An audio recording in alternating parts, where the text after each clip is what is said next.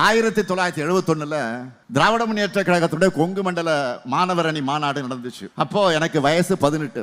அந்த மாநாட்டில் நான் கலந்துக்கிட்டேன். அப்ப நான் என்ன பேசுறேன்னு தெரியுமா? இன்றைக்கு முரசொலி பத்திரிகையில பல்வேறு பத்திரிகைகள் இருக்கு. மொழிக்காக நம்முடைய இனத்துக்காக போராடுகிறோம். போராடுகிற இந்த நேரத்தில் நம்முடைய உயிரை இழக்கக்கூடிய தியாகத்தை செய்யறதுக்கு கூட காத்திருக்கிறோம். என்னுடைய தந்தைக்கு, கலைஞருக்கு சொல்றேன், என்னுடைய தந்தை கலைஞர் உட்கார்ந்து இருக்கிற மேடையில், என்னுடைய தந்தைக்கு 4 ஆண் பிள்ளைகள் இருக்கிறாங்க. அந்த 4 ஆண் பிள்ளைகள்ல ஒரு ஆண் பிள்ளை போயிடுற காரணத்தினால என்னுடைய தந்தை நிச்சயமாக கவலைப்பட மாட்டார். காரணம், மொழிக்காக இனத்துக்காக தனையனை இழந்த தந்தைன்னு என்னுடைய தந்தைக்கு பாராட்டு கிடைக்கும் என்று நான் பேசினேன். அப்படி பேசியவன் தான் உங்கள் முன்னால் இருக்கிற இந்த ஸ்டாலின். இதெல்லாம் அரசியல் அழுக்காக இருக்கக்கூடிய பழனிசாமிக்கு தெரியுமா? இவ்வளவும் பேசிட்டு இன்னைக்கு காலையில என்ன சொல்றா தெரியுமா? நான் அப்படி பேசவே இல்லை, கொரோனா காலத்துல ஸ்டாலின் காணாமல் போனாரும் தான் சொன்னேன். இப்படி பெல்ட் அடிச்சு அடுத்த போய் பேசி இருக்கிறார். பழனிசாமி அவர்களை ஆட்சியில் இருந்தாலும் இல்லாவிட்டாலும் எப்பவும் களத்துல இருக்கக்கூடியவன் தான் திமுக காரன்.